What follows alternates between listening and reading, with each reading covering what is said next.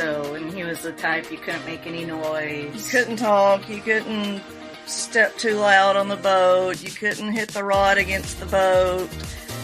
Yeah, I was ready to get out of there every time. Then you met me. That's right. And you make it fun. Well, fishing is supposed to be fun. Welcome to the Woman Angler and Adventurer Podcast, inspiring real women with a passion for fishing in the outdoors to go get their adventure on. Now, here's your host, coming to you from the Lance Chuck Camper Mobile Podcast Studio, Master Captain Angie Scott. Welcome, everyone, to this week's episode of the Woman Angler and Adventurer Podcast. I have a special guest with me this week.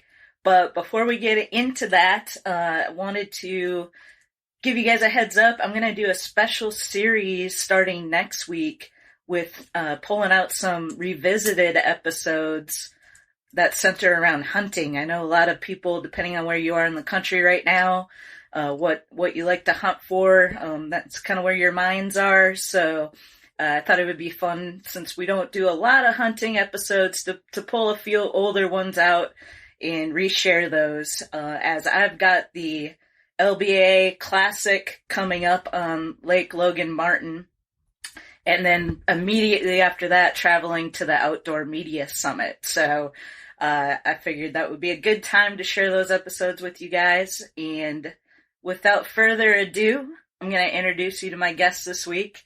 And this is not her first time being on the podcast, because she was on with Brittany Howard, and we were up on Lake Erie. And anyway, just want to introduce you all to the woman behind the scenes that allows me to be able to do this show and fish these tournaments. My wife, partner, Dana Scott. Welcome to the show. Well, thank you. So I just want to kind of talk about all the things that you do, and since you're always behind the scenes, introduce you a little bit more to the audience so they know kind of how all this stuff functions. But you grew up in Tennessee, and you did quite a bit of fishing when you were younger. I did. I grew up mostly on the lake. We did a lot of camping, a lot of fishing. My dad was in with TWRA, so we were always out on the lake. So yeah, I fished a lot as a kid. Didn't like it, but we did it. I remember you telling me one of the things you got to do was ride along with him, like when they were shocking the fish. Did you ever do that? Yeah. I mean, I didn't do it myself, but when they were shocking the fish to tag them or to keep up with whatever they do with the fish. So yeah, I was able to tag along with that. Cool. What, you want to talk about why you didn't like fishing when you were a kid? Well, because I had a very impatient father that just did not make it fun. So. Yeah. So, and he was the type you couldn't make any noise. You couldn't talk, you couldn't step too loud on the boat, you couldn't hit the rod against the boat. Yeah, I was ready to get out of there every time. Then you met me. That's right. And you make it fun. Well, fishing is supposed to be fun. And that's, I always say, Jen Ripple, one of her phrases is fishing, and fishing is supposed to be fun. Yeah. So I want to talk about all the things that you do, like I mentioned, to help support this crazy life adventure that we're on with between the podcast and now fishing with the LBAA. You are a very, very good and experienced driver and trailer maneuverer, backer, upper. How did you learn how to do that so well? I really just taught myself. I mean, I grew up on a farm, so I learned how to drive a tractor before anything. And just pulling trailers, and just over the years, I've pulled horse trailers, I've pulled utility trailers, boats. I don't really remember how I learned. I just taught myself, basically. Well, you're very good at it. Thank you. I actually enjoy it. And one of the things you also enjoy to do is just not just helping me, but when we're on these tournaments, a lot of the ladies aren't as fortunate to have somebody with them. And so you'll jump out and, once we get in the water, you'll go and help other people in and out of the water. Yeah. Yeah. I actually enjoy doing that. It's a lot of fun. We had a scary situation at that, tournament. Which one? Where were we? Louisiana? Yeah. Caddo. Yeah. Where a storm came up and a lot of the ladies couldn't get, had to wait for their trailers and stuff, but the waves were just blowing. It was just crazy to watch. Well, they couldn't get them out quick enough because they couldn't even see who was out there to know to go get their truck. Yeah, the visibility was so poor, it was hard to tell what boats were out there and what trucks. Yeah. And thankfully, no one was injured. All the boats got in safely. I don't think anybody had any damage. So that situation worked out, as best as it could. Yeah. So what do you enjoy most about our adventures? I think just all of it wrapped up. I mean, I enjoy everything. I enjoy the camping part. I enjoy, the trip, pulling the boat, getting you in and out of the water, having Sophie with me. I just enjoy all of it, really. You mentioned the camper. Let's talk about the Lance Truck Camper Mobile Podcast Studio. What did you think about it when we first decided to go that route? I was a little terrified. I was very terrified to haul it the first time I drove with it. That's obviously gotten much easier and better. But yeah, it was scary at first, but it's pretty cool. Yeah. I love it now. Yeah, we've fallen in love with the truck camper, and we had to get some adjustments done and stuff like that to make it to where it drove the way it's supposed to. But it's been super handy and fun to be able to camp and not have to stay in hotels or Airbnbs. Very true. So before you met me, you didn't really do road trips like we do. No, I didn't. I hated to travel.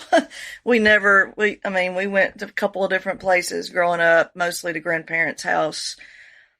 But, yeah, being in a car for a long time, it's not my cup of tea. So this was a total new adventure for me to be driving 10 to 12 hours to a tournament. And now, has it changed? It's better. I mean, I'm ready to get out of the truck about hour 7 now. It used to be hour 2, but, it's much better. And us driving down to Florida, I don't even think about it anymore. Yeah. So we've got that coming up and we can talk about that. Florida just recently got hit with that hurricane. We have a reservation at a RV park in Fort Myers, of all places, from the 1st of December to the beginning of March. And, when that storm hit, they were completely underwater, several feet. And so there's a lot of damage, a lot of cleanup. But it's looking like we're still going to be able to go. So, yeah, that's good. Yeah, they've been working really hard getting it cleaned up. Yep,